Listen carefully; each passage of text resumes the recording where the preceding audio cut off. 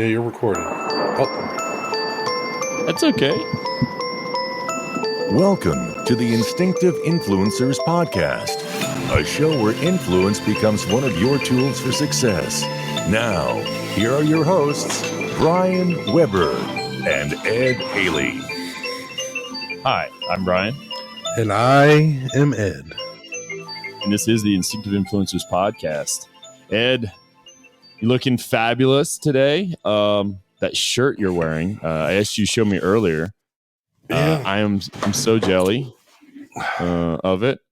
Yeah, man. Hulk Hogan shirt. That's, as a kid, Ed, when I was a kid, I wanted the Hulkamaniac shirt. The bright yellow with the big red letters said Hulkamaniac. I wanted one so bad. And you know how many shirts I ruined as a kid trying to rip them? They're not that easy to rip. Ooh, yeah. Well, the ripping a shirt thing is a whole nother story that I will not share on the air. So I got this because I was looking for the other shirt. And then I was the like, Hulkamaniac one? I was like, I like this one even better. Because it's got the whole like hanging and banging Clearwater Beach, Florida. And I was like, I like that better. So I went with this instead. But I was looking for that one. Yeah, he's really active down there in Clearwater. So he's on my Facebook. So whenever he does something, it pops up on there. Him and The Rock. I'm fan. Well, if you can't tell, I'm a bit of a fanboy. And then I also like to drink The Rock's drink, sugar-free one. Today was his movie premiere for Jungle Cruise in Disney. Yeah. I'm kind of excited about to see that. We have that Disney Plus, so we'll probably just pay the whatever to watch it on Disney Plus. Yeah, we have it too. Brother, I'm going to pay that much taking the family of four to the movie theaters in most cases. That's why we paid. Yeah. No, that's why we paid for Black Widow. Oh, yeah. What'd you think about it? I liked it. I like it. But I like spy movies. It's very superhero spy movie mashup. I wish they released the movies in the order that they go, because that one goes back before so it's before Black Panther. Okay. After Civil War. So that's where it fits in. Oh, okay. Yeah. So, but the wife and I, what we do is once a year we start, and then on Sunday we'll watch one movie, and we watch them in the order they're supposed to go in. Okay. So we'll do it once a year with Marvel. We also do Star Wars, except for the first three. I don't watch those. You did this year? No, you did this year, didn't you?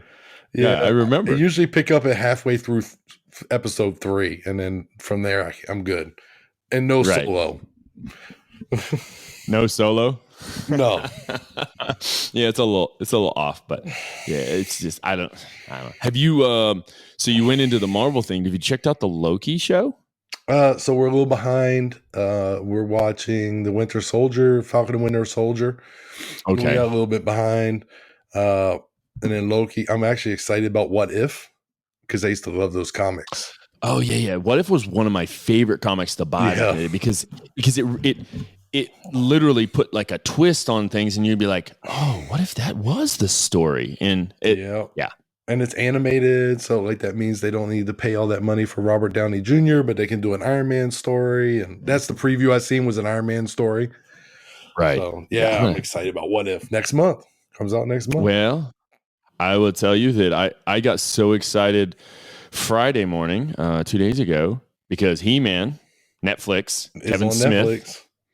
I watched all 5 episodes. Boom, boom, boom, boom. They're only 24 to 27 minutes, bro. Yeah. And there are going to be people that say, oh, I think maybe it's politically charged or this or that. It was a good story. Like, it put depth in characters, the things we lacked in the 80s. Like, I loved it in the 80s, man. I know you probably did too. Muscle bound dude. He's always saving the day, getting the bad guy, taking care of his friends and family. This time, it felt like it picked up where the 80s show ended. And then, like, everything got wiped out in a sense. Like, it was just weird. And then they did this crazy story, and it's like, oh man, Kevin really went in, because he wrote it. Kevin Smith did. And it went deep. Actually, his daughter, Harley, she, she's Harley Quinn. Her name's Harley Quinn, actually. She actually plays one of the roles in it. I can't remember the name of the character, but she's one of the voices for one of the characters. Yeah, no, I definitely watch. I remember as a kid, I used to draw muscle bound guys like HeMan, and then we would cut them out, and we would play with them in class and get in trouble all the time. And so they were like early modern action. I couldn't afford the real action figure, so I just drew my own and cut it. I used to actually be pretty gifted to it, drawing, but yeah, that didn't work out. I probably couldn't draw them at all now. I think back, man, I don't think I ever owned a He-Man, like any of their action figures, and I always wanted one.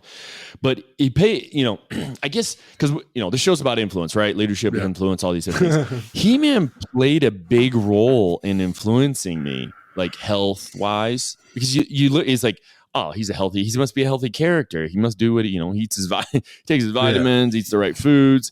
He's obviously really strong. He did say he ate the wrong vitamins for a little while there, though. So, yeah, but that was like one of those big influences to me. Like I remember specifically, and that by the way, if anybody didn't notice, before I go any further, I'm not in my normal place. I'm in the Pain-nasium because we have guests here. So I had Pain-nasium. That's what I like to call it. I have another name for it, but I won't tell it on air because Michelle will get mad at me. But the Pain-nasium, not too much echo in here. I was worried it would be echoey. But back to what I was saying. When I was a kid, and I remember specifically finding red bricks that are just small, like 6-inch bricks. I remember doing curls with red bricks because I wanted big arms, like He-Man and stuff, man. So yeah. That's my little weird nerd story. So my little nerd story. yeah. So we are going to get into a little thing I found on Facebook. Somebody had posted it. I can't remember exactly who posted this, so it's definitely not our material. And we wanted to kind of go through it and talk through these. It looks to be about 23 different rules to try to live by. It's called basically the little title that was on it was some social rules that may help you. It doesn't mean you have to do this or anything. And Ed and I, we've both scanned it over, and we're probably going to be opinionated on a lot of this stuff, but it kind of made sense. And to me, what I thought about it, Ed, when I looked at it, I thought, well, we may not do everything on here. We do some of the things, but how good is it to kind of like have that own, way to live, foundational ways to live by certain rules, and then pass them either on to your children or people you work with, or, you don't have to, you don't force it on them, but you do it through example. That's one of the things about being a non-commissioned officer. It is live by example, and then people will follow you type thing instead of forcing things on them. You know what I mean? Yeah, no, I agree. And then reading through these, like you said, some of the things might be an opinion, but I think too, right now, I was just on the, I was on our YouTube looking for comments, which we'll mention later, but could use some comments on there. And I didn't see a lot of activity. And so these things, maybe, the way you view, let's say whatever number, and the way I view that number, maybe somebody can offer up their opinion on the Facebook page or something of how they view that. What's their point of view on that particular thing? How have they used it? So I think that this could be a good tool to generate some discussion on our different social media platforms, our one-on-one influence, Facebook or Instagram. Look at you plug. Yeah, or our YouTube channel. But yeah, I was on there yesterday. We were coming back from the Lego store because we have a real addiction. And I was watching YouTube while my wife drove. Watching the YouTube channel while my wife drove, and I was like, oh, I wonder if there's any comments. And I didn't see much. So come on. Let's have some comments on today's episode. Let's make this the one where we have our first, let's say, 20 comments on our YouTube channel. Today's episode. Absolutely. And you know what I'll do, Ed? You know what I'm going to do? I'm going to take this whole list. I'm going to put it in the show notes for that YouTube channel. That way, just in case like somebody forgets what we say or whatever, they can scroll through and they'll be like, you know what? I disagree with this. I don't think that's right. You know what I mean? Also, let's be nice. Let's not be mean about disagreeing. Oh, yeah. But you can make a point without, but let's do it. Be artistic in your way. Yes, we need some comments. Although Joe Rogan has said many times, never read the comments. But I don't think we have that kind of audience. I think we have an audience that's going to be nice and professional. And if they don't agree, they'll convey that message that way. I don't think it's going to be nasty and ugly like maybe some of Joe Rogan's fans do. Yeah. Well, I mean, obviously we're not at Joe Rogan's level. I wish. Nobody is. Who is? Really, in podcast world, I don't think there's anybody. I guarantee there's not very many if there is. Well, no, because he has an exclusive deal with Spotify now. Yeah. And I was like, I mean, that dude's being downloaded millions of downloads. So yes. No, hey, you know what? And good for him, man. You know what? You can't. That's my thing. Is you can't hate on somebody that's doing so well for themselves like that, man. That's amazing. You know, him, Jocko, same way, bro. You know, like, you know what? I find myself before we get into these social rules. I found myself on the Origin Maine website. You're probably familiar with that, and that's that. Roberts is his last name. What was his first name? Do you remember his first name? Something Roberts. I know his last name's Roberts, and that's what I think. But he's the one who owns Origin Maine. But Jocko he's in cahoots with him, or works with him on that in cahoots. But that's their company, and they make all kinds of stuff. And I'm like, I watched a video of Roberts. He goes down to South Carolina and he starts learning some stuff about like how to make his pants right. And I'm like, you know what? Good for that dude, man. He is a hard worker trying to bring not only jobs to America, but also make all American made products. Like nothing is imported whatsoever in anything they do. I mean, if you watch his starting story about like how he found a freaking loom in this factory in the middle of nowhere, and it took him hours to get. Oh, I know what you're talking about. Yes, I do remember that story actually. Yeah, but it's funny, it's awesome because I mean, so I'm trying to think how to kind of phrase this. Just was reading an article about one of my favorite coffee companies, and they're getting beat up because some of their products was present in some different days this year. That people tried to associate them with that politics. And it was basically one of the comments in the thing was, I really like my coffee without politics. So when you look at that company, and I'm talking about Black Rifle, I just listened to the audiobook of one of the founders, and it's incredible how Black Rifle wasn't his first venture. He did Article 15 clothing. He did a whiskey company. He had to get out the military because he was a ranger where you're supposed to be kind of hidden. Is that Matt Best? Are you talking about Matt Best? So you're supposed to be kind of quiet and not noticed. And he was deploying and he was being noticed because he had a YouTube channel. He was making some funny videos, which eventually leads him down the road to Black Rifle.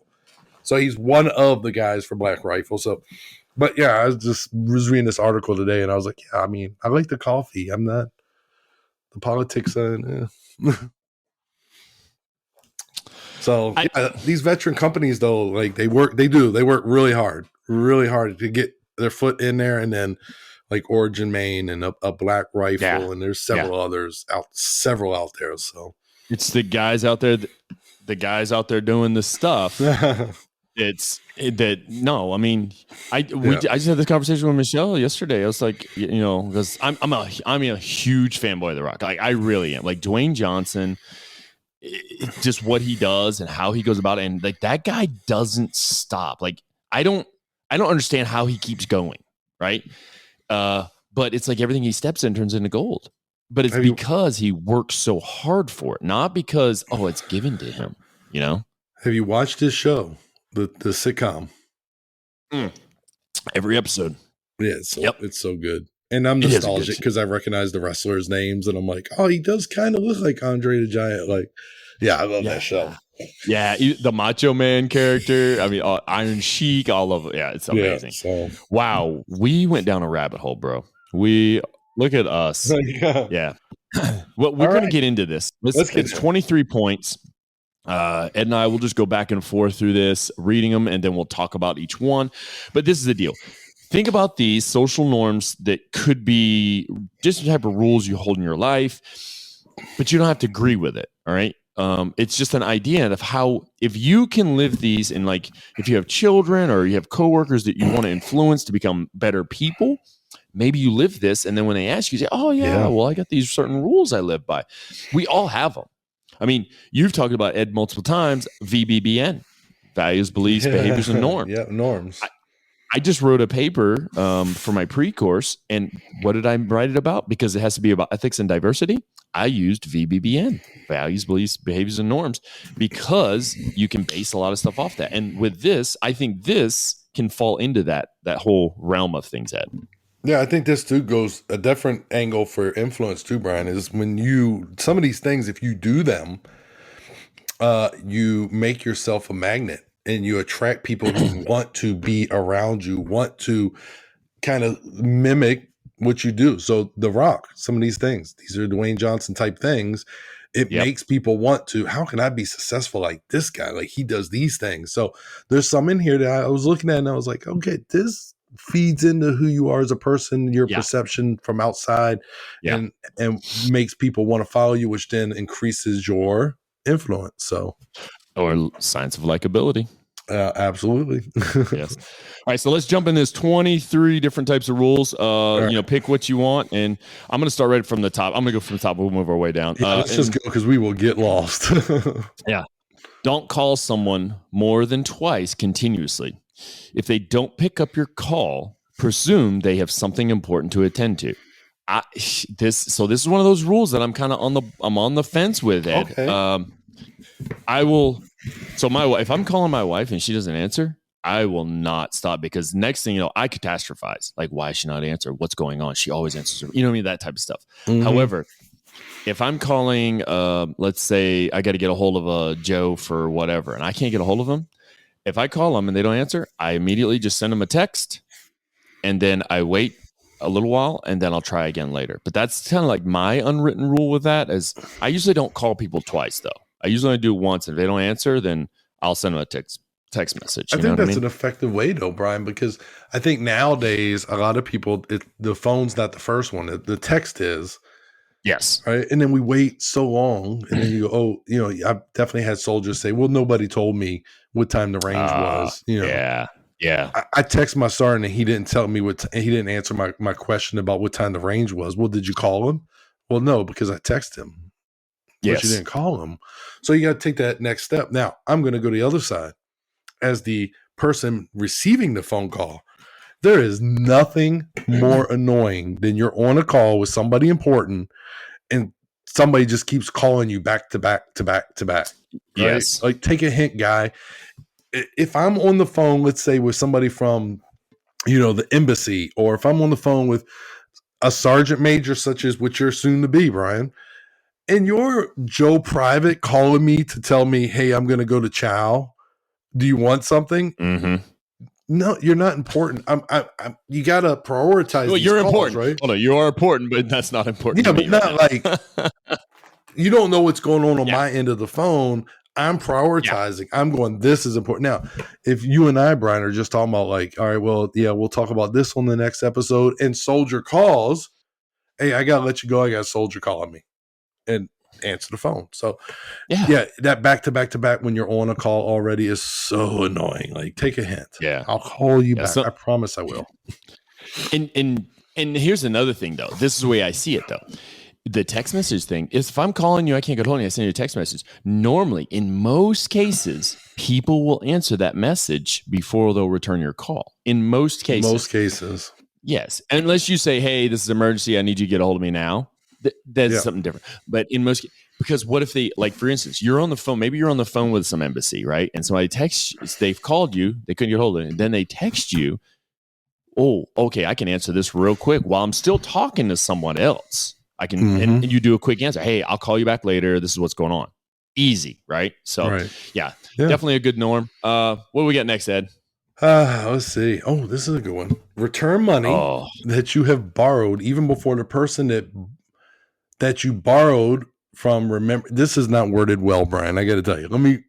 I didn't write it. We'll read it the way it's written, and then we're going to fix it. But return money that you have borrowed even before the person that borrowed you remember or ask for it. All right. If you borrow money, return it to the person. Don't make them ask for that money. Yes. And it shows your integrity and your character. And it also says, same goes with umbrellas, pens, and lunch boxes. Okay, couple things. Nobody ever returns your pen when they borrow it. It's super rare. Like, I'm pretty sure I'd throw a parade if somebody would give me my pen back. I don't know the last time I've ever seen anybody borrow an umbrella other than at a hotel where it's there, they have them out there for you. And the lunchbox, I mean, this isn't 1990. I don't know about that one. But who borrows a lunchbox? Yeah. And is it full? Because I'll give you the box back without the lunch. Like, how's that work? But it does show integrity. This is a thing for me. One of the things I always had an issue with is when I was young, I took some actions that weren't necessarily great for it. But if I lend you money, don't flaunt and buy, something before you've paid me back. That is so aggravating. And when I was a young private, maybe I was a specialist, I lend this guy money, but he hasn't paid me back in 3 weeks, but he's drunk in the barracks on the weekend. You know what I mean? Like, money. Yeah. He's got the latest CD, whatever it is. In those days, the latest Too Short CD, but you still owe me money. So that's the one thing. But it does show integrity and character. And that speaks volume. People really base a lot of things on what they perceive to be your character. A character is a very important thing. Yeah, I guess I go with, to me, Ed, I go with a basic rule with that in general. It's I don't borrow money and I don't loan money out. It's a gift. If I give you something, I don't expect it back because I can't always. That's just my general rule, and that's part of the reason why I don't borrow from people, because I don't. What if I run into hard times or something? You know what I mean? So I find other ways. There you go. The 1 Minute Manager. Yeah, that's yours. That's a great book. I was going to say that. I have another one. Thank goodness. You lent this to me. I'm sorry, Brian. I swear I have integrity and character, but you lent this to me and they got packed in my household goods and got shipped before I gave it back. But I'm going to return it to you one day. No, I've got your Lincoln on leadership. That's okay. I'll have another one. Wait a minute. Man. All right, so we're going to move on. Number 3, never order the expensive dish on the menu when someone is giving you a lunch or dinner. Oh, yes. And you know what crazy happened to me yesterday? So I'm being a sponsor to Saudi Arabian soldier, which is phenomenal. Great people. I've enjoyed my time with them. They taught me a lot. I've got to talk to them and teach them a lot. And he treats me like family. The one that I went out to lunch with, or we went to dinner with last night, I don't even sponsor him. He's just became a good friend, and he's like, hey, I want to go up with you and your family have dinner. Okay. So we went to Chili's, and I tried to do it notionally, like with the waitress. Hey, listen, it's going to be 3 different checks. These people. And I don't think he caught on at first because I planned on paying. And my kids, they order what they want, and my wife and I, we order what we want because, we can afford to pay for it. But at the end, he looks at the waitress and says, hey, checks, please.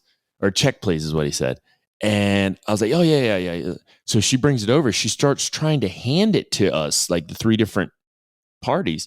He grabs all of them and pays. I'm like, bro, you don't have to do this. And at that moment, I felt like I was in that situation where it's like, well, I wouldn't have ordered what I ordered if I'd known he was going to pay for it, because I'm not trying to, break the bank. Mm-hmm. But he's like, no, I wanted to do this and I don't care, And it's not, believe me, people may have this misconception that all Saudi Arabians are rich. No, not all of them are rich. There is a working class, but I mean, he's equal, rank to me. So I mean, he you and I. So he probably makes pretty good money. But it was just, I was in that situation, and I felt that way before. Like if somebody says, no, I'm paying, I'll usually like, what's the cheap thing? You know what I mean? On the menu. Mm-hmm. I'm not gonna order, the most expensive meal in the place, because it's kind of rude. I don't know. What do you think? Well, so the other thing too, Brian, this is something I learned being here, is there's some cultural things there. So I was on a trip. We were in Albania, I believe. We were in Albania. And the guy from the embassy, so it's an Office of Defense Cooperation that we work with, right? U.S. soldiers, that work down there.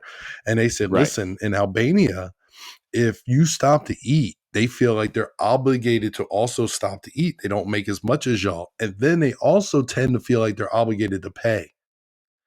So Really? I told my team, I said, hey, y'all eat a big breakfast because we will not be stopping for lunch today, because I didn't want them to feel obligated, right? Because it was a cultural thing. I didn't know. Had that guy not told me from the embassy, I would have never known that was necessarily a thing. And then what ended up happening is they decided to stop. The Albanians said, no, let's stop. And then so the guy from the embassy said, listen, they're going to pay their own meal. They get money for that. So, yeah. Okay. Yeah. So if it feeds, there's cultural issues. Yeah. VBBN, right? So that's a cultural norm. Yeah. That's awesome. I mean, and that's good because you were sensitive to that enough to where you recognized it after somebody said it. And then you it's almost like you influenced the group around you. Hey, listen, man, we're not going to put them in this situation. However, even though they did it, that was their choice. That wasn't a choice you made for them. You know what I mean? That's that free will right there, bro. All right. So what you got next? All right. Oh, this is funny. Ask awkward questions like, oh, so you aren't married yet? Or don't you have kids? Or why didn't you buy a house? Or why don't you buy a car? For God's sake, it isn't your problem. So this is a good one. But so this is also, you and I run into a little bit of a gray area, I feel here. Because when we have soldiers, these are some questions we do have to ask, right? At least, with the car, or have you thought about buying a house? Or there's some awkward questions that we are required to ask as leaders. Situation dictates. I mean, if the soldier and the wife can't get along, right? Like, we got to ask some questions and try to, how can we help them? And so those are some weird things. But these other ones, I mean, they may be sensitive. Maybe they don't have children because they have a medical condition, right? And now you're drudging that up. Or, what are the other examples? Like, maybe they're not married because they're socially awkward and they don't know how to interact like that. And another thing that you're bringing up that could be like, make them feel bad. So you gotta be very careful of, especially people you don't know well. I feel like that's really them awkward questions. If you're more comfortable with somebody and you've known them for a long time, maybe. I think those are prying questions. Those are prying into people's lives, Ed. That's what I think there's way more to talk about than that stuff, right? Yeah. I mean, we sat here and we joked around for almost an hour about just general stuff beforehand. Yeah. And not once did I ask you, hey, so you didn't buy that house yet? I mean, come on. Those are ridiculous questions. That's almost like, I don't have anything to talk about, so I'm going to question you on your life. They remind me of you, like the stereotypical old family member that's trying to marry you off, right? Like, you watch TV and stuff, movies, and they're like, why aren't you married? What's wrong with you? Like, there's nothing wrong with me. I'm just not married. But that's what reminds me of that old auntie that you have in your family. And it's like, well, why haven't you done this? When am I getting, grandkids or whatever? That's the one. Yeah. When am I getting? Well, you know what? I don't know. That's not my choice right now. Yeah. So, all right. Yeah, that's a good one. Okay, yeah, this one, I like this next. This next one, this is something I've been working with Ethan on because, he says he wants to grow up to be a gentleman, or he used to. He hasn't said it much lately. Say, always open the door for the person coming behind you. It doesn't matter if it is a guy or gal, senior or junior. You don't grow small by treating someone well in public. That right there, I don't care who it is. If they're within a certain distance of me, that I'm not going to run late, but I can wait for a moment, I'm going to stand there and hold the door. It's just, to me, that's like one of those things where, and not many people are like, I'm a man and I don't need other men to hold, or I'm a woman and I'm independent. Those type of things. No, it's not. It's just a gesture of kindness is what it is. It's not. It has nothing to do to say somebody's below you or anything like that. If anything, I think it's kind of like putting people above you a little bit. Yeah, no, I think it's good too. So I was just thinking about it. This, and I do have this happen. And my response, which I think is a later thing we're going to talk about, is, I just say, hey, appreciate it, brother. If another man holds the door for me, hey, appreciate it, brother. We're good. Yes. Yes. Maybe I'm just going to walk through the door and then hold it like that for them to grab it or whatever, because it is, quite rude. And so I was at a movie theater with my daughter one time, and the dude goes through the door and he doesn't hold the door. My daughter's behind him and I'm behind her, and he just let the door shut on her. And I would have loved to just came unhinged. And the only reason was my daughter's like, it's fine, Dad, come on over here. Because it was just rude. Like, it's just, and we already said, it doesn't matter male or female, but that is a female. And you just let the door just shut basically in her face. So I was about to lose it all. But yes, it's nothing wrong with holding the door. And then, and then when they do it for you, give them a, hey, I appreciate that. Hey, thanks. Yeah. I find it one of those other things is if somebody's walking up to the door around the same time, I'll hold the door open and allow them to go first type thing too. I guess this is one of those things I feel comfortable with. So we're on to the next one, which would be number 6. If you take a taxi with a friend and he or she pays now, try paying next time. So I was in Athens and military was paying for the taxi, but even then, like, we got to the airport, we had to take a taxi down to our hotel. The female I was traveling with, she paid going to the hotel, and I was like, okay, I'll pay going back. Not that big a deal. Yeah, it wasn't my own personal money. No, but it's still the idea behind you paid, now I'll pay. I mean, this goes when we used to go to lunch over there at New York Pizza, like, maybe Rick pays this time, and then next time you would have to fight. You would have to fight with Rick to get him to let you pay, but you try to. You at least made the effort. I don't mind if you don't pay if you made the effort, and I'm like, no, I got it right. It's when I paid this time, and then next time you kind of like seem like you might be expecting me to pay. Then now we have a little bit more of an issue. But that's an uncomfortable situation. It is weird. Yeah. Oh, speaking of Rick, so there I was on Amazon looking up for products.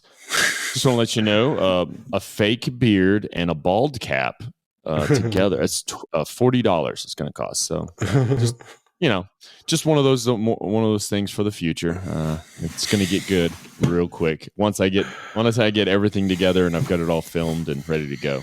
So we're moving on. I will say though, the taxi thing, I don't take things like that. I don't take well, in Korea we may, but I often found like buddies that I go do stuff with if we're in a taxi, and most of them I don't because I get car sick easy.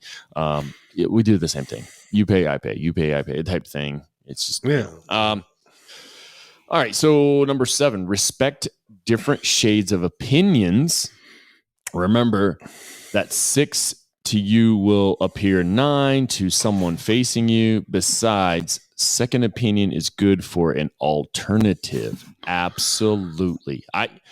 I like the idea that if I'm friends with more people that are different thinking, it allows me to think even more broad, right? I'm able to, start I can look at problems differently. I can look at solutions differently. Like, there's so much more that you can do. If I had a group of like-minded people, I feel like it's almost like you trap yourself into something. So why not respect people with different opinions? I may not care for their opinion. Maybe I don't like their opinion at all, but I don't have to be rude about it. I don't have to, you know what I mean? Like, there's some people literally they almost feel like some people, Ed, they want to start a conversation on their opinion to start an argument. And usually you can tell when somebody's like that, and you're just like, why do you want to do that? So some people do just enjoy a good argument. Some people do. I also think that when you have a group of people that hang out together all the time, if you're all of the same opinion, I think it's dangerous. I think it could be dangerous. It could. Somebody has to have a different, outlook on things, because I mean, now you're looking at maybe like some kind of radical action or something crazy, World War II. Wow. But yeah, you do need that other perspective. And I'm going to tell you, I've had discussions with people and I've been like, you're wrong. I don't think your opinion's right. And then you listen to them and they argue strongly, and you're like, well, I can kind of see where you're coming from. I see now. So it just makes you continue your process of lifelong learning. You're getting smarter because you're listening to somebody else's opinion that you're like, oh, I didn't even think of it from that perspective. So that's a good thing. Yeah. It's funny you brought up the World War II thing. I watched a documentary recently on Netflix, so anybody wants to check it out. It's called How to Become a Tyrant.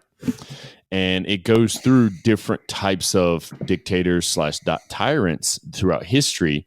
Up till recently, actually. And it's like, whoa, like you don't realize. And one of the things they do is they try to eradicate those who don't think like them to create it's like some of these countries that have had these types of dictators, they audit. The first things they do is like get rid of anybody who seems smarter and may think outside the box that could create some type of change that could ruin their dictatorship. So they either deport them or they execute them type situation. So yeah, it's just, it's funny. I agree with you, brother. Yeah. Well, thank you. What's this next one? Never interrupt people. I'm sorry. Talking. Am I interrupting you? I bet, dude, I was waiting to do that the whole time. I feel it. I lost my train of thought because you interrupted me now. Never interrupt people talking. Allow them to pour it out. As they say, hear them all and filter them all.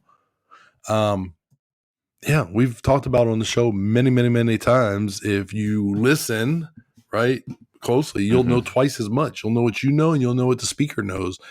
If you cut them off, one, you're creating a kind of hostile environment because they're going to get frustrated eventually, especially when they pick up on every time I try to make a point, you cut me off. So I'll just sit here quietly, and then we lose that, and that's how you end up with people in groups where they feel like everybody has the same thought process. So this is good for just getting to know the people around you. Yep. Yeah. And so that's one of those like 3 C's that we often talk about, but it's communication. Communication is one of them. And when you do that interruption, it's almost like you're cutting a phone line, if you think about it. And it's not as easy to put it back together with that person. That connection. And I definitely feel the same way. Like the interruption thing. I know people who do it, and like sometimes it's just like, "Would you shut up, please? Let me finish what I'm saying." And I've actually said that to some people. Like, stop. Let me finish. Nice. Yeah. I mean, and I try to do it in a nice way though. So, let's see here. Number 9, Ed. If you tease someone and they don't seem to enjoy it, stop it. And never do it again. It encourages one to do more, and it shows how appreciative you are. It's actually, they put "your" in it when whoever typed it. It's "you are." Is your wife like moving stuff? Or are you playing with your car? That's my car. This dude. Ed has a Lego monster truck that he's teasing his dog with. And she's here looking at it. That's why I was messing with it, because she's on the couch like, what is this? What is it? What's going on over here? You wait till I put the treats in it. But no, I can't wait. I personally, because Ed's already talked about this, I can't wait to see some of the video you're going to do with it. I think it's going to be kind of exciting. Teasing people, right? You can tell when somebody's uncomfortable. But one of the things I noticed, Ed, especially in the Army, when people start getting teased and they're teasing, people start ganging up on it, and it seems like everybody's on that one person, and then that turns into what others may consider like a bully situation. And is it or is it not? That's up to whatever. I just think sometimes it's like I feel bad for people sometimes, because I know what it's like to kind of have people like tease me. I mean, look at me. I do too. So, but yeah, I bet you do. Yeah, but it's break your leg. I have never teased you about that. Weird dude in the woods helping you out the woods, those type of things. What? I still want to know what he was doing in that car, just sitting there. That was creepy. In my youth, in my high school days, we actually used to sit at the lunch table together, and you just cut up on people and you just rode it into the ground, you know? And I mean, it wasn't a good feeling when it was your day to be the one taking all the punishment. So getting the roast. Yeah. That's exactly what it was. So it could be, it could be bad for people's like, how they feel about themselves, and you could be causing more damage than you really realize. So it's kind of a good idea to keep, people mess up, and unfortunately sometimes when you mess up, people make jokes. I remember soldiers like late to formation gets in trouble, and other soldiers are messing with them. I remember not my soldier, but the soldier came up positive on a urinalysis, and one of his buddies got him a Cheech and Chong movie for Secret Santa. Oh, wow. Probably did not feel good, the soldier. So, yeah. It's like I made a mistake and you're not letting it go kind of thing. So, yeah.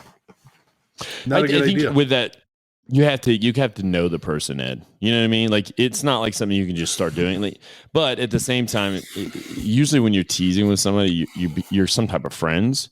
Normally, because you know boundaries. Just knowing what boundary not to cross, that's a big thing to me. All right. Yeah.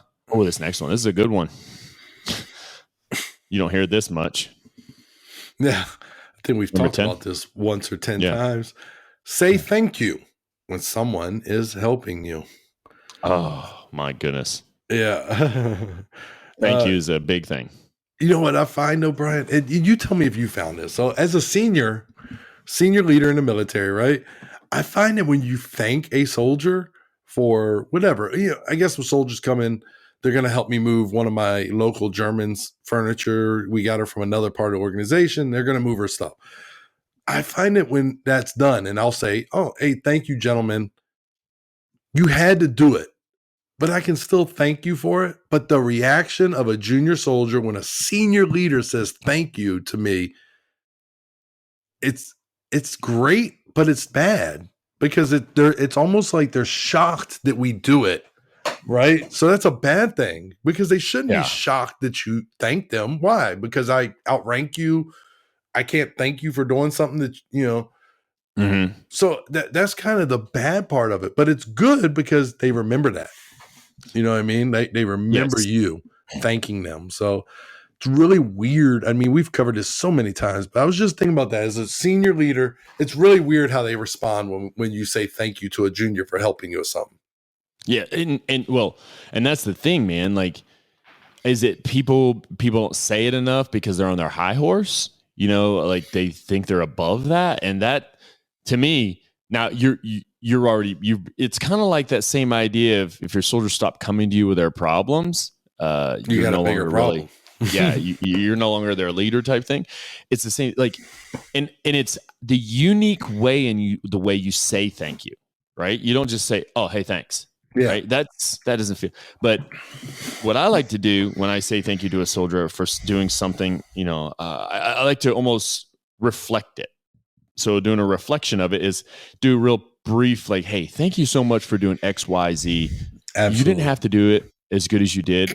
And I'm really proud of you for that. Hey, I appreciate you. And, I know you're a person I can go to when I need something. So thanks again. It resonates because, wait, you notice, one, you said thank you. Two, you noticed what it was that I did. And three, you repeated your thank you because it shows appreciation. And appreciation goes a long way in something that you talk about and you pay the bill, but leadership capital. Thank yous build that leadership capital.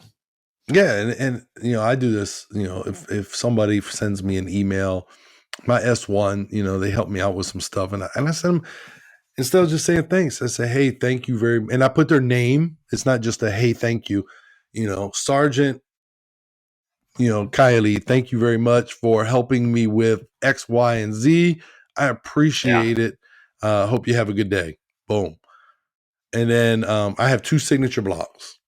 I have a signature block with all my, military style signature block in my emails. And then I have one that's just VR, Master Sergeant Haley. Right. And so when I send a thank you like that, I just hit the more in person, the more VR Master Sergeant Haley. I call it my informal signature block. I send that because they don't need all that other stuff. And kind of, to me, it kind of distracts from the message. So I've never thought of it that way. Yeah. I always use the same signature block for everything. Okay. No, I have two. Yeah.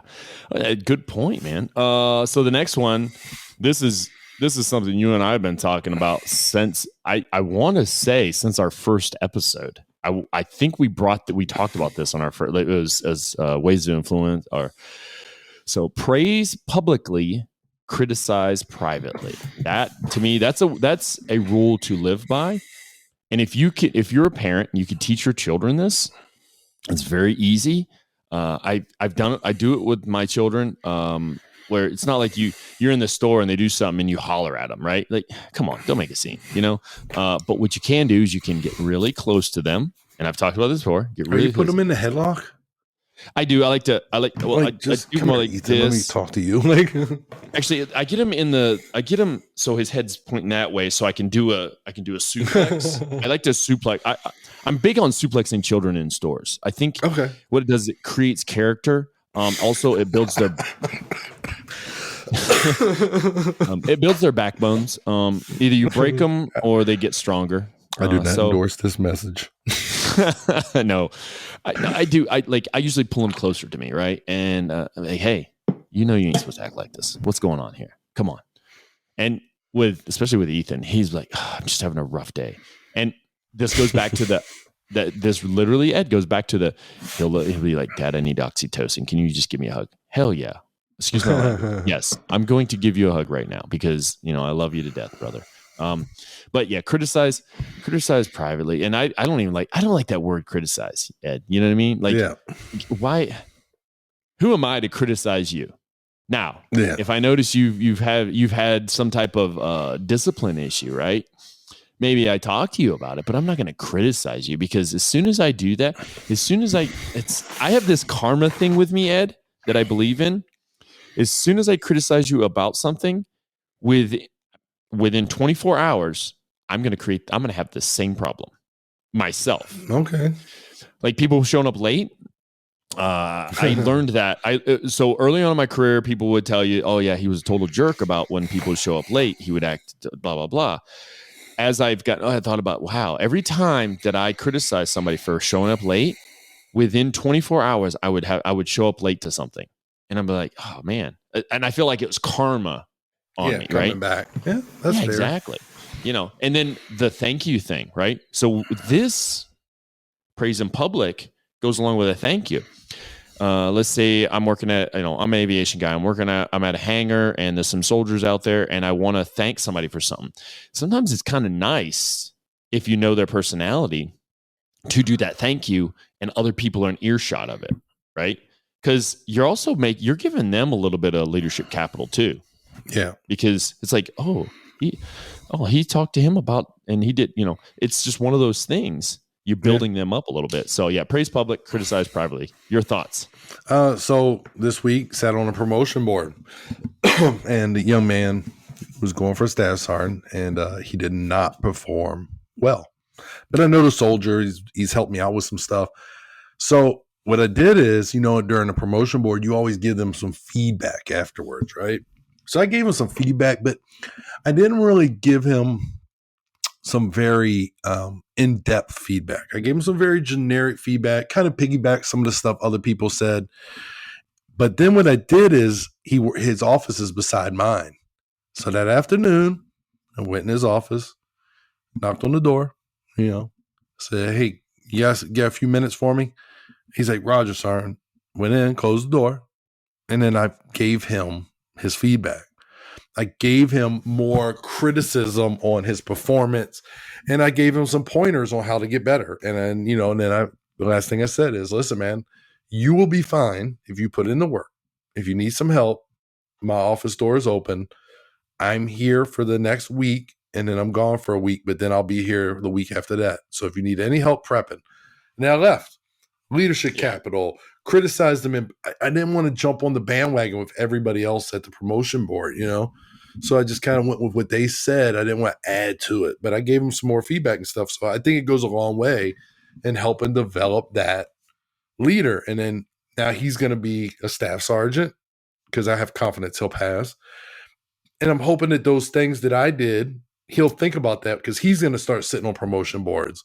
And he thinks about it like, I could just take some time out of my schedule and give him more candid criticism, feedback privately than in front of the rest of the board members, So yes. Yeah.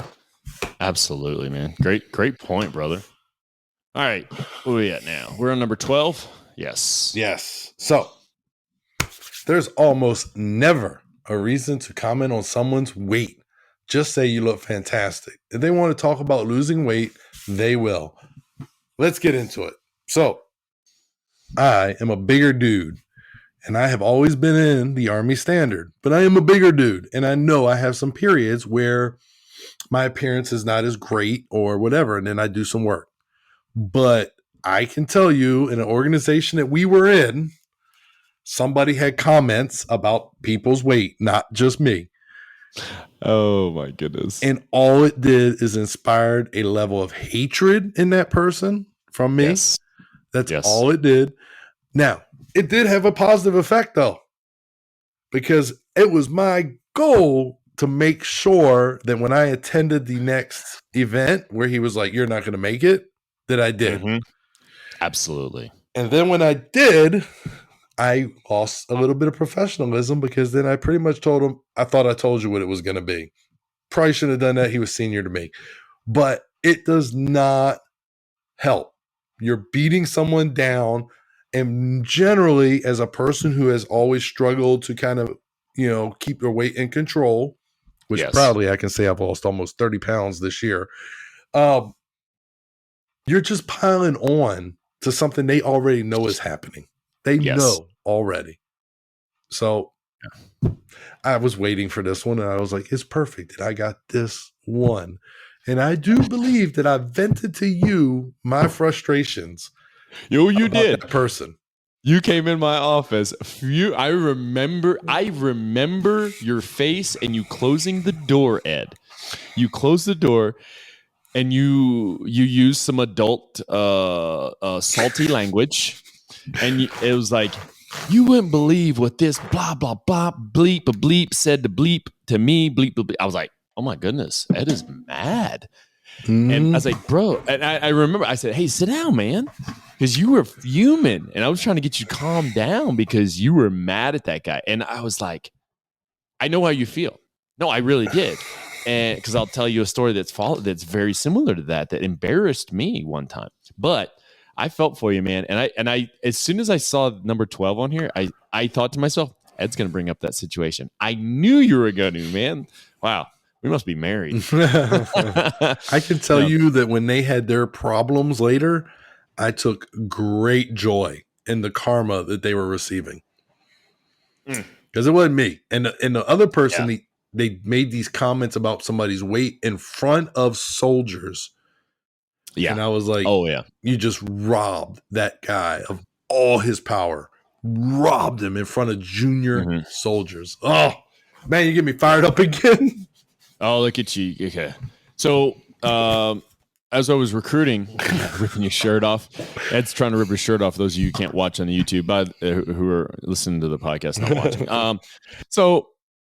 Out of recruiting did a lot of damage to me because I ate out a lot and I got heavy. I was 255 at the height of my weight, which, I'm kind of heavy right now. And I feel, and I'm 232, but 255, like I was hurting. I couldn't run fast. My knees would hurt, everything.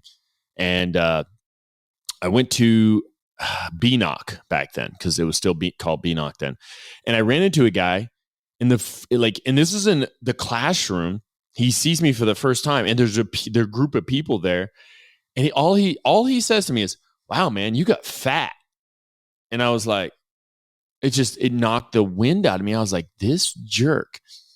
Like you said, that since then, it took me a while to take the weight down, build the muscle I want to, do everything I need to. But I made it a point so no one could say that to me again. You know what I mean? Like, it embarrassed me. Now, could you say, oh, well, look, he changed you by making the comment. Yeah, but you can change somebody a different way. You don't have to embarrass somebody. And when he did that, I felt like garbage, but mad. And I Like when you had your situation and you came into my office, that's how come I was able to relate to you, because I had felt the same thing years before. So yeah, man, I totally get you. I'm a big guy too. I gain weight easy. I mean, I do like to eat, but oh, and I like number 13. This is to me, number 13 is an army rule. You do not do this because you don't know what's going to happen. Man, yeah, no. Whoa. Yeah. All right, here we go. When someone shows you a photo on their phone, don't swipe left or right. You never know what's next. Don't. I'm just going to say, army rule is you never look at other pictures in somebody's phone, because listen, not everybody has high morals and values. And you may swipe and you may see something you don't want to, and you'll never look at that person the same way. Okay. So just be aware. Okay. I'm not going to specifically say what has happened in the past, and I've made this mistake. That's why I say this. Oh, what do you think? It's funny too, because one of the officers that I travel with has a tendency to like to look at people's pictures. And literally, I have been at dinner with this person, and they'll have somebody's phone, and they'll be like, and I'm over across the table like this. Not my phone, because I don't put that stuff on my phone, but you just see it happening, and you're like waiting for this like super slow-mo swipe, and then waiting for her face to go. Like you're just waiting for this to happen. I'm like, yeah. I've even said to her, you probably shouldn't just swipe people's phones. And she's like, okay. She's a different breed, though. She's a different breed. Wow. That's insane, man. That's waiting for the train wreck to happen. I'm telling you, man, I get so much anxiety from it, because I'm just like, is that the one? Really? Is that the one? Yes. She does it all the time. Wow. You may have to have a talk with this person. I've tried to talk to her. She also likes to eat off people's plates. Total different discussion, but hey, I have a sound for that, actually, because I have the soundboard now. This is what I think. This is what I think about when you say that. We've got to start using that more. Yeah, that's the right sound. Like each time she swipes, you hear that sound in your head now. You do. All right. So this is the one I thought you were going to, Brian. Number 14. If a colleague tells you that they have a doctor's appointment, don't ask what it's for. Just say, "Oh, I hope you're okay." Don't ask them put them in an uncomfortable position to have to tell you their personal illness that they want you to know. They'll do so without your inquisitiveness. I think this goes back to the previous one. And we, in the military, we've really been conditioned for this. And I know I've been in situations where you're like, I think this soldier's full of crap. I really need to know what they're going to the doctor for. But I'm not asking. Right? I'm not asking. Yeah. Now, I've also had female soldiers say, I need you to go with me to the doctor, because they got into it with the doctor. And I'd be like, okay. And then they say, yeah, so I'm XXX having this XX thing. And I'm like, I did not need to. But I've actually had to go into the office with a soldier because she would not go in with that doctor. And she asked for me to be her chaperone, not for an exam, but just for a discussion. Yep. At Campbell. I've never had that. At Campbell. Wow. So but this goes back to the phone thing. As soon as you open your mouth and say, well, what are you going to the doctor for? You do not know. It could be, well, I have a rash on my forearm, or it could be way somewhere else. So you have to be super careful what you ask. And you're not allowed to. You're not supposed to ask that. That's protected information, I believe. Yeah. It is, but it's just weird. I guess it's a weird situation for us. However, I'm not a big fan about asking people what their illnesses and stuff are. Like, I don't know. It's just, I'm not big into that, but that is, to me, like there's a level of privacy that needs to happen there. So yeah, I mean, I would just leave it at that. I'm not, I'm just shocked. I've never had a soldier ask me to go to the doctor with him. That's weird, but okay. You would know the soldier. You know the soldier. I probably do. Oh, do. We know a lot of the same. It was in 159. So yeah. Okay. And yeah. All right. So 15. We've talked about this one. Oh yeah. I do like this. Treat the cleaner, or I'd say the janitor, with the same respect as the CEO. Nobody is impressed at how rude you can treat someone below you, but people will notice if you treat them with respect all day long. Yes. Treat everyone as equals. I don't care. There's a guy I know, and I'm not going to say a name or anything. And he's a senior, and he's an E9 sergeant major. And I always felt like this guy when I was working with him. You don't know him, but I just always get this feeling like he thinks he's better than everybody else, and he knows it or something. And but just like. How many? Hey, let me ask you this: how many people ever taken out your trash out of your office that you had them do it for you, or vacuum your floor? I would say none. We have a contractor here, but that's the only reason she does it. And even then, sometimes I'm like, no, I can get it. It's fine. Exactly. Yeah, no. Yeah, I remember sitting there waiting one day, and the driver walks to the door. Is it time for me to take out your trash and vacuum your floor? And the guy replies back with, no, just come back in a little bit. I'll be done. I'm like, were we in this unit together? No. Okay. No. I'll tell you later. Because you never know who's listening and stuff. So I have to be careful. Anyway, but it makes me mad when people treat people below them. It's the same thing, Ed, though, is saying, lower enlisted versus junior enlisted. Now, it's a play on words, yes. However, I prefer people called juniors because they are junior to me. It's just that idea of lower. Like, it's like you're saying, oh, you're lower than me. I can't. Yeah, it's old verbiage, though. I think it's old verbiage and some old heads. I mean, only over the last little while have started kind of making that transition. Well, it's because we were taught a certain way. Yeah, that's what I'm saying. It's just an old thing, but you're right. Junior enlisted, junior leaders. I like that even better, and be honest with you. I prefer that better. But I hate, like, before we came over here, I hate when people talk to the cashier crazy at the Walmart, or like, just because they're a cashier at Walmart, they're not beneath you.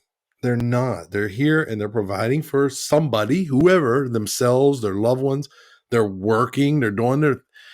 That doesn't mean you can talk down it. And that doesn't mean they have to stand there and take it. That's even worse. Like, you're talking them crazy. You see these stupid videos and people post. It's not necessary. The cab driver, has a family to take care of, and he's out here doing what is necessary to do it. Doesn't make him less than. So, yeah. And somebody else, you see this a lot in leadership discussions. You see a lot of people say, treat the janitor just like you would treat the CEO. So it's a good one. Yes. No, it is. And it's just, that is one of those things that has bothered me for a long time. And I always said, hey, as I gain positions of responsibility, I want to change that mindset. Are you taking a picture? Oh, no. I was leading us to our next one. Yeah, my man. If a person is speaking directly to you, staring at your phone is rude. Oh. This happens a lot too. I do see this quite a bit. Oh man, so I'm in a meeting with some foreign military, right? And we're in their conference room, and they're talking to us, and we're saying, hey, where can we do this? Where can we refuel? And I look over, and two of my captains are on their phones texting, and I'm like ready to just lose my mind. So not only do I think it's rude, but now you're doing it in front of our host country, right? Like, what message are you sending them? How do they perceive that? Maybe they see it as it's not a big deal, but oh man. And this was recently. I was like, well, so yeah, exactly. I feel, and I knew how you, like, I think it's funny that you got that one because I know how you feel about that too. Like that's a pet peeve for you. And I've seen it since we've worked together for a very long time about put it down, talk to me. Yeah. You said it on the show 1,000 times. Exactly. So. Yeah. No, it is. It's like, sometimes you have to find the right times, like I was sitting in class and there's another American in my class. Most of it's international students because we're in the pre-course. And the other American is straight across from me in the classroom. We're in the U-shape type format. And sometimes he'll talks across at me with me. And sometimes I'll be in the middle of like typing something or I'll use my phone. And what I've been trying to do, Ed, is I'll place it face down so I can't see it just in case it does go off. Or what also I do is I grab my laptop and I bring it down enough so that way I'm not looking at the screen and I can try to talk to him. Right. So to me, I find that like, those are the ways to kind of show, hey, yes, your time, what you're saying is important to me. You know what I mean? No, it's good. Remember what Kevin Cruz said about the phone face down? No, still a distraction. Oh yeah. You sent me a good podcast I listened to, Kevin Cruz and from the Green Notebook. Yeah, did not know they had a podcast. So I listened to that this week too. I enjoyed it. So those of you out there, if you've often heard us, we talk about different stories we read from the Green Notebook, and they actually do have a podcast, and they do one with Kevin Cruz. So that's that. Great Leaders Have No Rules. Great episode. I enjoyed it. It was. I didn't realize they had a relationship like they do, though. They're actually friends. So, all right. Let's move on. So this is another. 17. This is a pretty good one. Yeah, this is a pretty good one. Never give advice until you're asked. Listen, because they're having marital problems and because you and Michelle or me and Tammy are super happy, that doesn't mean you say, well, this is what you need to do for your marriage to be happier. Like, no. Now, if they said, wow, Brian, you and Michelle have been married X amount of years, like how do you effectively communicate after all these years? Yes. And then you say, well, what we do is, whatever it is, we go to a lot of the chaplain run events to learn how to communicate and manage our marriage better. Then that's fine. Mm-hmm. But don't just jump in and say, oh, you need to do this because you need to get your wife under control. That's the first thing you should do. Like, that's why your marriage is messed up. Oh man, just don't. And we're just using marriage because that's an easy one for me to give an example, but there's other stuff like, in the gym, you need to change your workout. You need to whatever it is. But if you're asked for the advice, as a 92 Alpha, for me and for what I do in logistics, it's very hard to get promoted to staff sergeant. And then beyond, and then junior soldiers see you, right? They see you and they go, well, I want to get where you're at. How did you get there? Okay, let me tell you. Now, I do give the only unsolicited advice I always give. I know they're a 92 Alpha, and it is an absolute fact. So I don't even know if it's necessarily advice. You will not get promoted to staff sergeant without college. That's just a fact. So I do usually give that unsolicited, but you should wait. Give your advice, whether it's professional development, personal, whatever it is. Wait till somebody asks for your opinion and your advice. Yeah. I like to watch people, Ed, and I know you do too. I like, especially like in a group setting, and you start noticing when people talk about things, other people will often like start throwing out advice unsolicited, and I watch the reaction sometimes, and you can see it in people, like the person receiving the advice that they didn't ask for. You can almost read it in their face, like, that's not what I was wanting from you. You know what I mean? Mm-hmm. Like you can almost see it, if you're using emotional intelligence as they're conversating back and forth. So yeah, it's, you know what though? I think everybody has a problem with that though. I do. Because you've had that experience and you're like, hey, I want to share my experience. And it's kind of like, because everyone's selfish. Everyone wants to talk about themselves. You can't, that's the norm. That's the whole thing. It's like we're proud of who we are or whatever, or where we're from. It doesn't matter. So we want to just pour that out on someone. So yeah. I have an issue with this, Brian, in my household.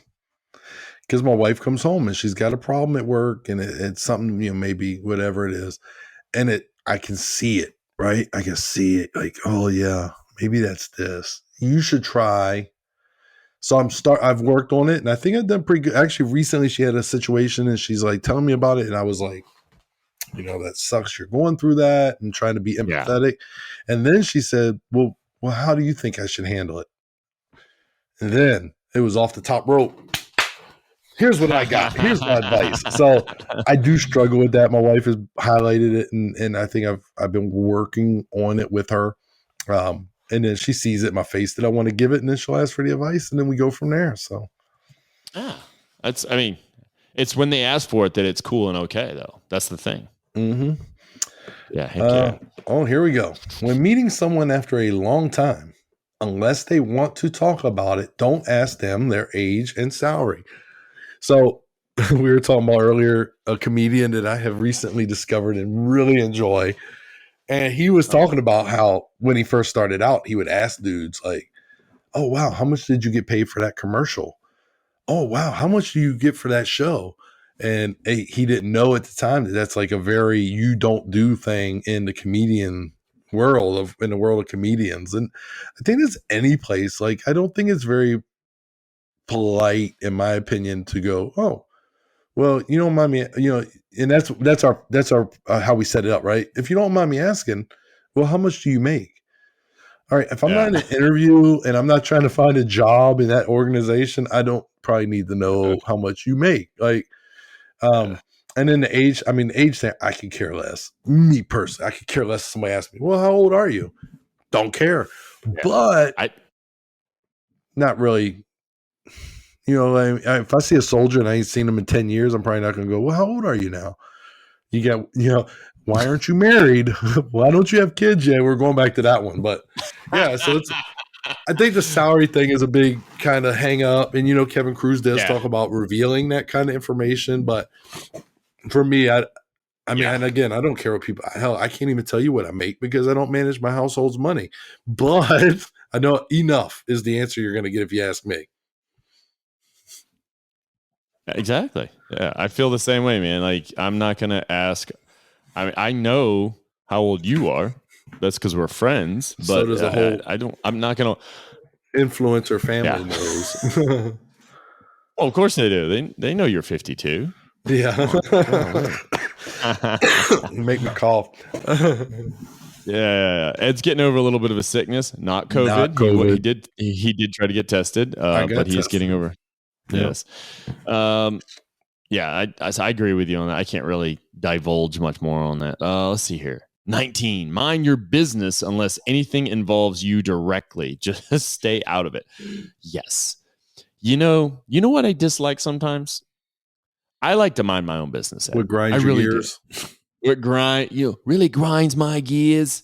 Well, I will tell you.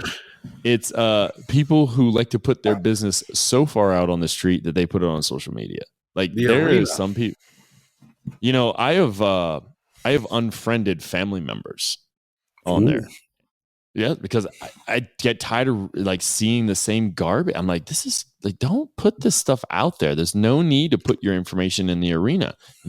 That's your privacy. And what do you get from putting that information out? But at the same time, what do you get from prying into somebody's life? Because usually what is the opposite? To me, it's like, what is the opposite of, or not the opposite? What's the next effect of prying into somebody's life? It's gossiping about them to somebody else. That's what it turns into, really. I think both are just as bad. And if you can stay out of both and you can teach loved ones, children, whatever, not to do that, I think you're going in the right direction. All right. So, yeah, that's how I feel. Just stay out of it. I like this. Yeah. Growing up in DC, I'm going to tell you, like, growing up in that Maryland, DC area, this would get you a beat down. That's what it would get you. Because the minute you got into somebody else's business, you're probably going to get beat. Somebody who's going to put hands on you because you were outside of your business, or as we say in the military, out of your lane. Right, you're out of your lane of responsibility, and then, so yeah, it's just a good idea to kind of Stay in your domain and keep it moving. Absolutely. I like this next one, Ed. It's obviously this one's tough. A good one. It is, but go ahead. All right. We'll go. Remove your sunglasses if you are talking to anyone in the street. It is a sign of respect. More so, eye contact is as important as your speech. Interesting. So my glasses actually tint for me. And so I've never thought of this. I've never thought to kind of like take them off when I meet somebody outside. Right. I also don't realize how dark they get because they get darker based off the sun and all this other stuff. So right. Yeah. I've never heard this.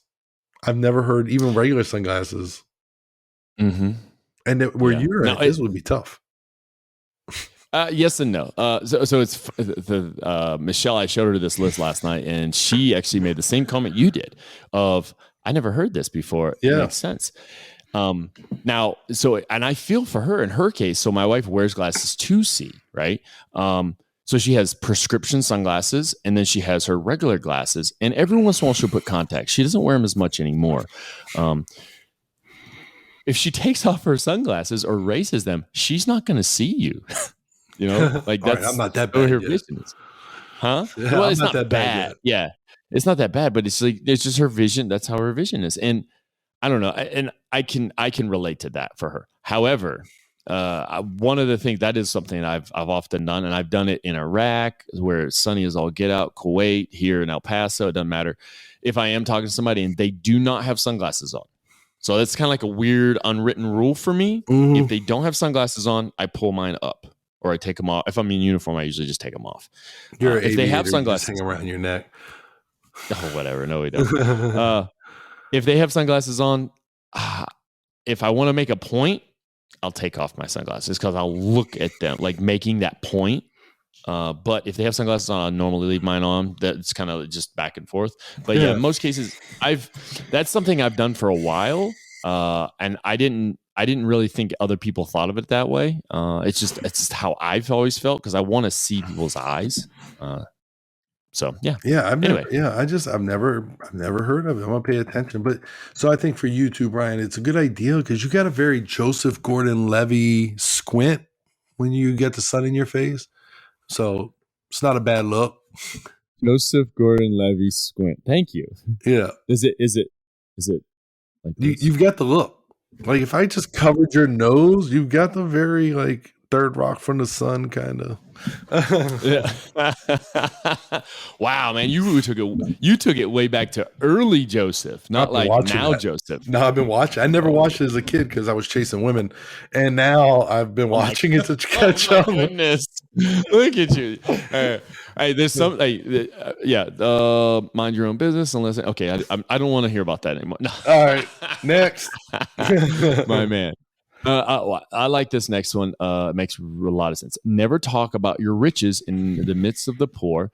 Similar, don't talk about your children in the midst of the barren. To me, that's all it's saying, Ed, is don't brag about what you got. Yeah. And when in front of people who don't have that. That's why I think that's where I have enjoyed the book that you recommend. Actually, it was your mentor who recommended it, was The Science of Likeability. It's finding the things that other people like and making the conversation about them, right? But not prying too much, but you're creating a good atmosphere. Instead of I send you some videos of me weightlifting, right? And you said, "Oh, those are cute." And I thought, well, yeah, probably for you. I didn't say those are cute. Ed, you did it in your own way. I felt that. That. But I'm not just going to send that video just to anybody, right? That's a relationship you and I have because I know you're a physical specimen, and I'm not so much as physical as you. But that's what I'm saying. It's like saying, "Hey, man, check it out. I know you're really good at stuff. Check out what I was able to do." Just because I was proud of the moment. But I'm not going to send it to like 15 people who's on a WhatsApp chat with me that goes to school and be like, "Hey, everybody, look what I can do." Look what I can do. What was that guy? Stuart. It was Stuart. What I can do. Yeah. I'm sick. I can't hit that high. Yeah. What was that? What was that? Was that? Oh, Mad TV. Mad TV. Yeah. Look what I can do. Look at me. Yeah, but that's what it is, man. Don't boast to others about what you got or what you know. It's not, I don't bring people over to the Pain-nasium to say, hey, check out the gym, huh? What do you think, huh? I got all this. Why don't you lift this, man?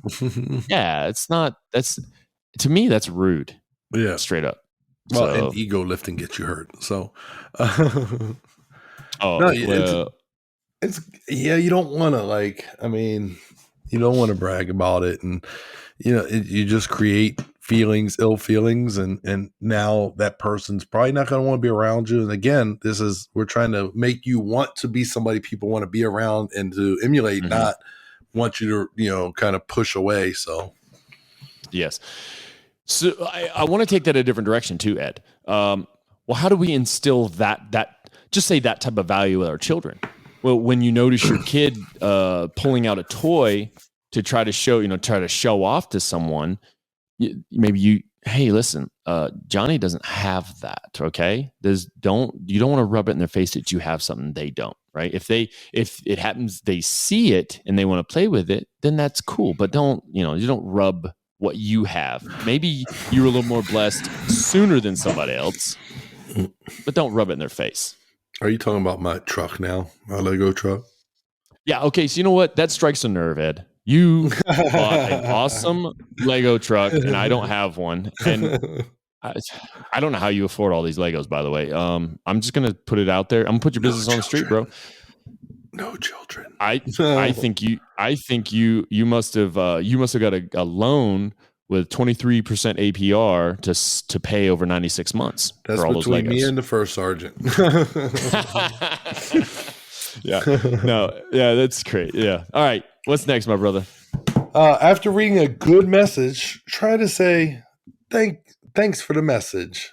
Yeah, this doesn't work. I tried this with my wife, and she's like, "What are you doing?" No, I'm just kidding. I didn't do this with the wife. I never respond when she sends me a message. So, but yeah, this goes back to just saying thank you, right? Just showing gratitude. We've talked about gratitude on the show. You're just letting them know, hey, thanks for that.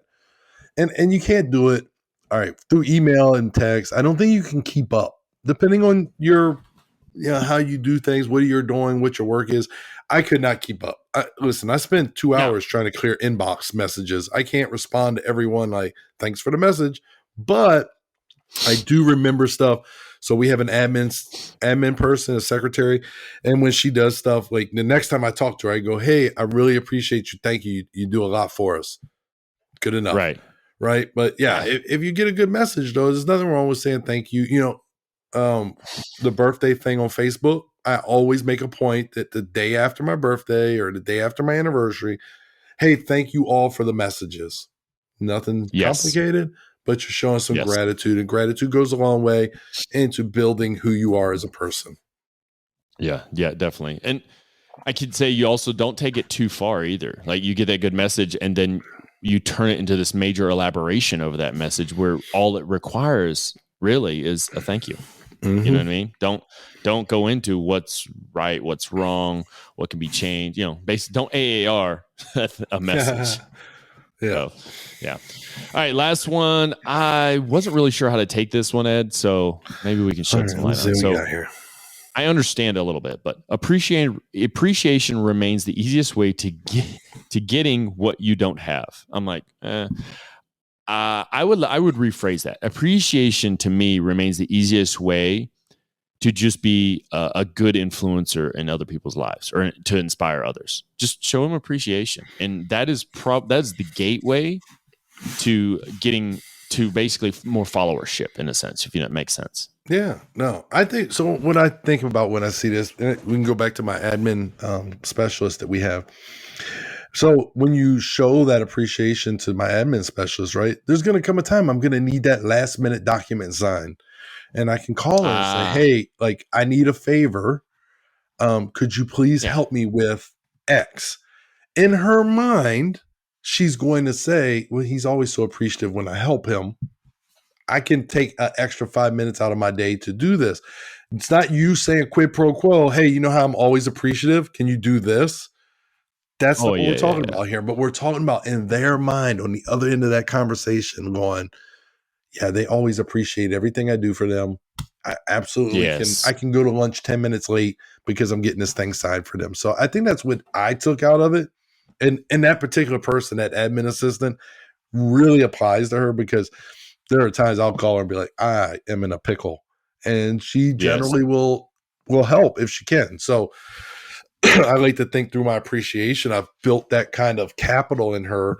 And the same thing, like she's called me and said, hey, I need some information on X. And I will take some time out and go, okay, here you go, and shoot her email and say, here's what you're looking for. So, yeah. So wouldn't you, Ed, would you phrase that as just another form of paying the bill for leadership capital? It is. Yeah, absolutely. Absolutely. Yeah. Yeah.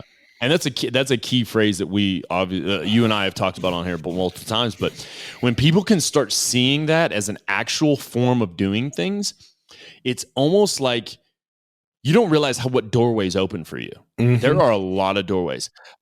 Small example. There is a young man who recently, he just PCS'd here. He's not here right now. He had to drive back to Florida, and he's going to come back. I know him from 563rd.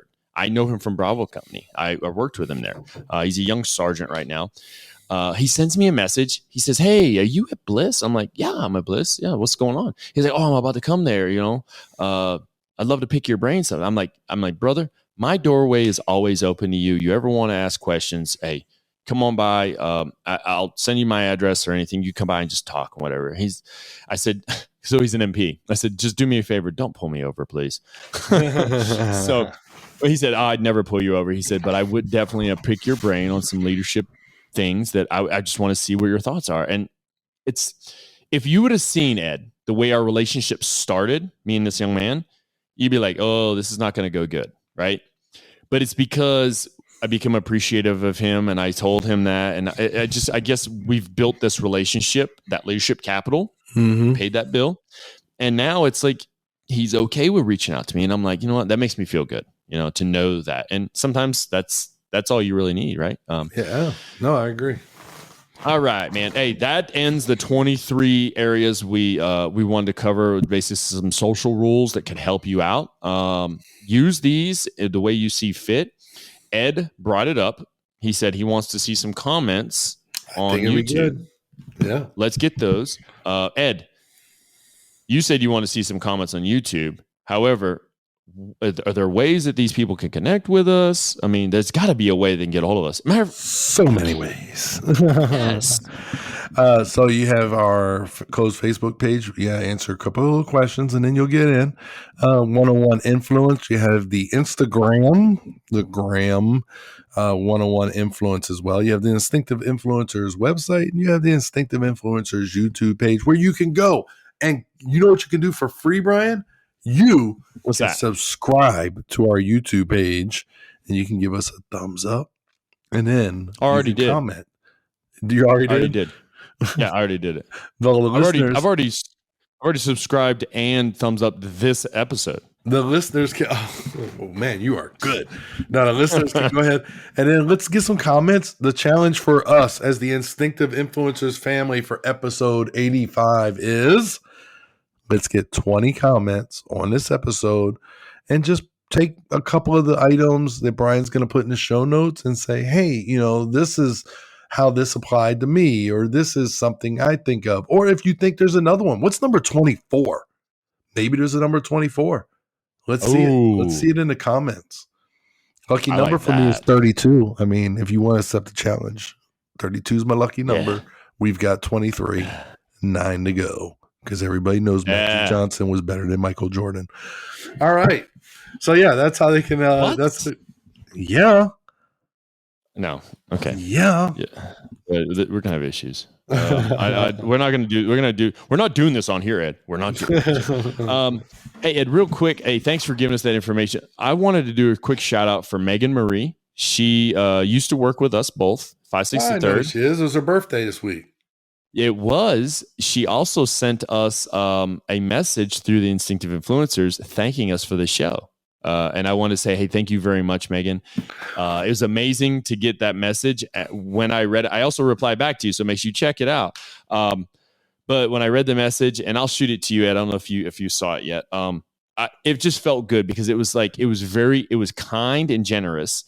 And if we go back to down here where it was number 22, it was a really good message. And I just want to say thank you. That was amazing. It felt good. So thank you very much. She was my platoon leader. She was my XO. Because remember, I didn't start in 563rd. I started in 4101. So yeah, she was my platoon leader, my XO. I was the EO rep when she was the company commander in Afghanistan. So I know exactly who she is. She is the hugest John Deere fan there is. But yeah, that's awesome. Yes. So she was my company commander for about 3 months when I was doing that S3 gig for the little while. And then she was our S4 at 1.2. So I was supposed to be her NCO. Yeah. So, hey, thanks again, Megan. We really appreciate you. Shout out. And hey, listen, those of you, if you're listening, and you should just shoot us a message if you feel like you're happy with what you hear.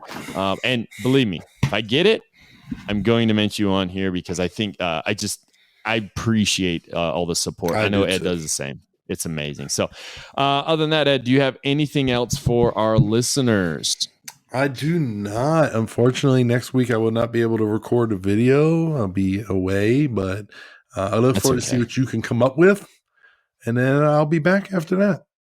I got a few things up my sleeve that I'm preparing, so we'll see. We'll see what happens. I think if you can get the interview scheduled, you should just have Michelle guest host and do the interview. Be here with me. I mean, it would be nice to have a friendly face from that side. Oh, wow. Was that a knock on? Okay. All right. Hey, I'm ending this, Ed. I'm ending. All right. Okay. All right. With that, I am Brian. And I am Ed. And this has been the Instinctive Influencers podcast. Hey, thank you very much for listening. We hope you have a great day. Stay a legend. And hey, let us know what you think. Just tell us.